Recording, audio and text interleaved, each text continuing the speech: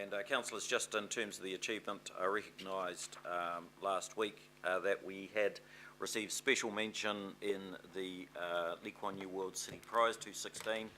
That's noted there, and we will formally receive that award with an opportunity to present to global leaders in July at the World City Summit in Singapore. Councillors, I want to thank you for joining with me in reflections on acknowledgement and achievement. Move next to petitions. I don't have any petitions. Public input. We have 2 matters of public input. We have 2 speakers, Penny Bright and Lisa Prager. Penny, would you like to come up here first, please? You're going to speak to us on membership of the Property Council and on matters relating to the CRL and the ATAP.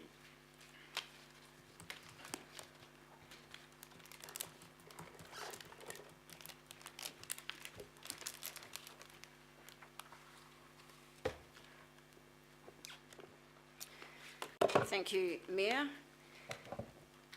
Yeah, this is quite an historic meeting in my view. As an anti-corruption public watchdog, I believe this is the first time the governing body has addressed what I believe is a significant conflict of interest. Auckland Council and CCOs are members of the New Zealand Property Council, which was quite new information to me.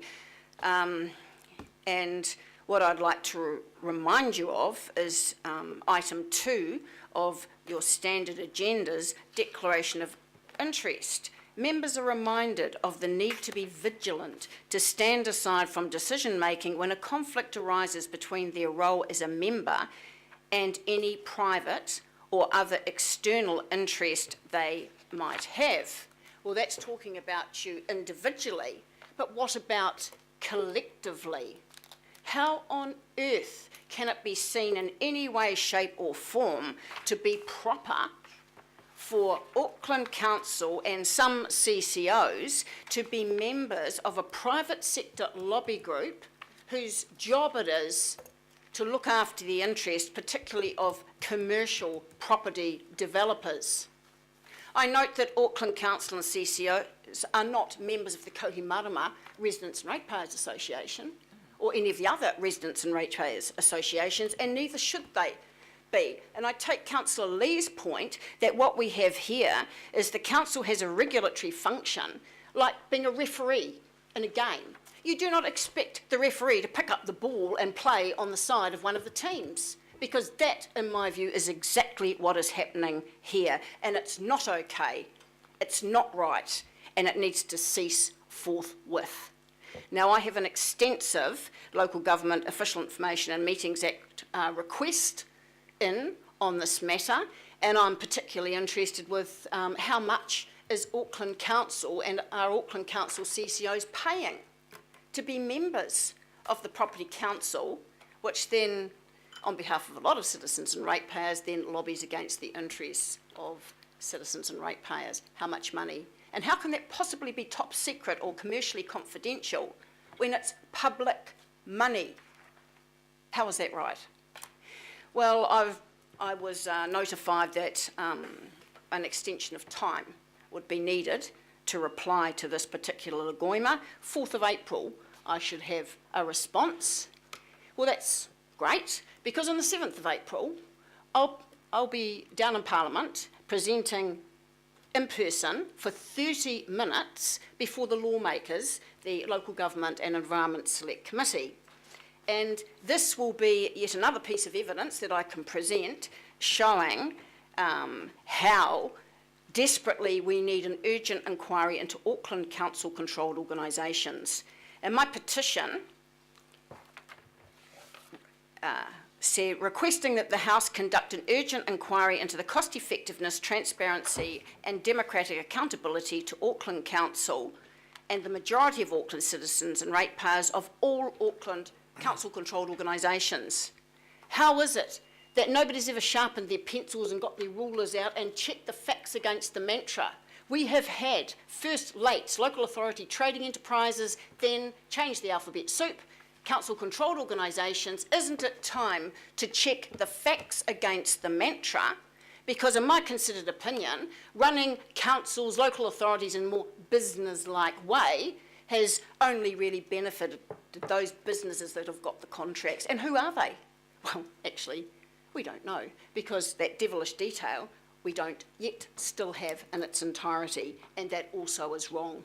How can you have transparency or accountability without proper written records which are available for public scrutiny when it is public money? Where's the money being spent? From whom are we borrowing it? Where is it being invested? And when I'm sitting in that chair, Your Honour, things will change, and we will know exactly where the money's going, because the books will be open. The other thing that I want to raise was coming from that council-controlled organisational meeting, there's a new phrase which is very popular, and it's called value for money. Great, but how can you measure value for money if you do not know exactly where they're going? How can you do that? And in my view, what would transform transparency, not just in this council, but around New Zealand, at central and local government and in the judiciary, is the full and thorough implementation of the Public Records Act 2005, which says full and accurate records must be created and maintained. Penny, can you wind up now? Yeah, sure. So what I'm concerned about is accurate evidence-based decision-making based on the facts, and that value for money must include looking at bringing council services and regulatory functions back in-house, because we swapped under this super city for the 1%, 7 democratically elected councils, warts and all, for 7 undemocratically selected council-controlled organisations, each with their own board, their own officers, their own statement of intent, blah, blah, blah. We replaced one with the other, and we, the public, never had a say, and it's not okay. Thank you, Penny. Right, are there questions, councillors? Councillor Kathy. The amount council spends being a member of the property council isn't a secret, so I wondered if the chief executive could actually tell us how much a corporate membership for this council costs. You must have known the question was coming up We can today. do it under the item. Thank you. Right. Okay. Right, any other questions? Great. Right, thank you, Penny.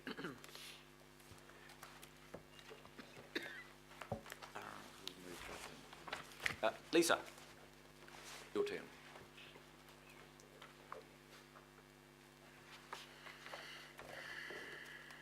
Well, thank you for the opportunity to speak again. It was a pretty active meeting last time, and I'd like you to imagine all those people still in the room with us.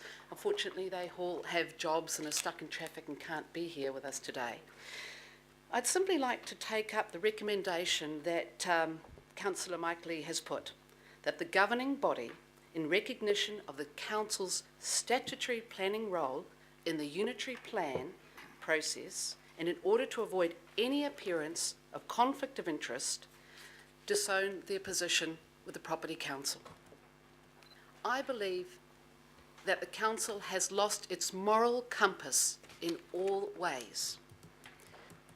This organisation has turned into a corporate entity and failed to remember its role as a representative of the public. You are in control of our entire public assets, and yet you had handed it over to a corporate structure. The membership of the Property Council only highlights this reality and is one of many memberships that reflects the fact that the elected members have lost control to the executive within this organisation. I just quickly popped up the Property Council's website, and it said if you become a member, this is something that you get. Access to government officials and ministers, a collective force of the industry behind us, knowledge and information to be kept in the loop with regard to regulations. The role of the Council is as a statutory regulatory body. You should be above reproach, and it is your job to, as Penny said, be the referee. That is why I believe the unitary plan process, and I remember saying this at the very first meeting in Manukau City when the unitary plan was rolled out, is a complete and utter, what do I say, act of entire corruption from beginning to end. We have a very, very good operative district plan with all of the controls within it in order to bring about the growth that's necessary. And I can see Penny looking very stressed because guess what? This is her baby and she has Mr. Mayor, vested can we interests. hang on, Okay. Mr. Mayor. Hang on, hang on. Yeah, look, I think no, it's time so- that we actually yep. just called a little bit of time on accusations of corruption. We're happy to listen to anything intellectual, useful or enlightening. That simply isn't.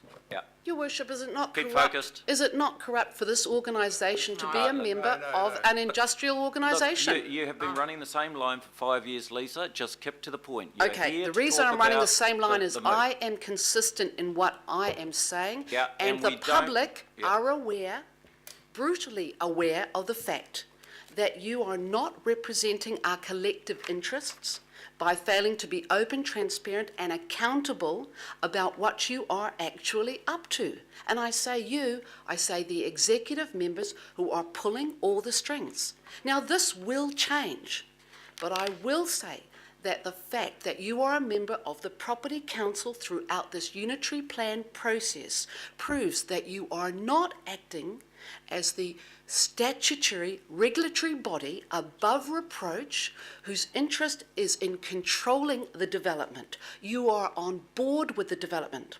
And I just want to bring a little bit of personal experience. Over the Easter, I went to visit my in-laws in up past Warkworth. And from the minute I left or went over the harbour bridge, I began to see nothing but a creeping mould of development. Now, I thought the point of the unitary plan and of intensification was that we didn't have creeping, crawling, urban sprawl. And what I find,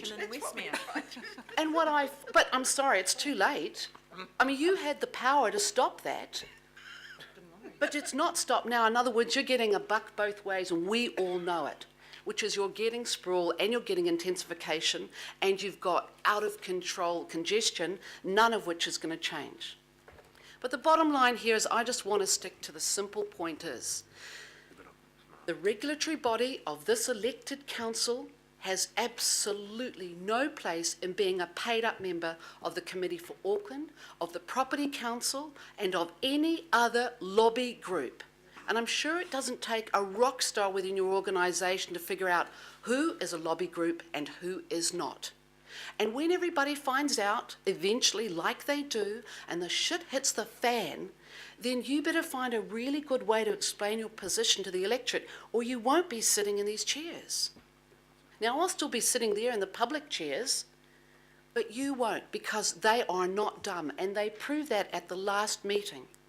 They want a council that represents the... Penny, can you please be quiet? I'm sorry, Well, I'm trying to concentrate, and all I'm getting is a So mishmash. just finish, because we're over the 5 respect now, goes please. both ways, Mr. Mayor. Lisa, can you just finish, please? What does that mean, Penny? Can you just finish, What, you don't please? think I respect you as the Right. Deputy Mayor of Auckland? Thank you very That I much. don't respect your support of all the things going on in the unitary plan. Look, Right, Penny, are we there all any know that questions? you're the pusher and mover Are there behind any it. questions? And if this council had any sense, they'd call it a hill. Are there any questions? Point of order, Mr Chairman. Yeah. Are there any questions? that Well, should be an actually, I apology. can. It's called freedom of speech. Councillor Al. Just through you, Your Worship, I just want to put a clarification here. Is that okay? No, this is just questions. Okay, I just wanted to clarify that I'm led the unitary plan through no, to the that's good. process now. Yeah, Yes, thank you've you. been the front of it, Alf. We all know that. Any other questions, please? That's all I wanted to make clear. Right, Yeah, thank that you you're very the much, front. Lisa. Thank you. Thank you. Right, councillors, I'm going to move that we receive those 2 pieces of public input. I'll Well, I'd move like that. to speak to that, Mr Mayor. Sec- I'd like to speak to Yeah, I'll that. move it. This is just to receive No, them. I think that, You I don't, think, you can vote against it. no, I want to Councillor speak to Jordan. it because No, I we- think that that is an abomination, what you just said. Thank you. Well, it just happens to be the truth, Alf. Yeah, order, please. Right, so I've moved that, it's been seconded. All those in favour say aye. Aye. It's against? No. No. Vote that. Thank you. Right,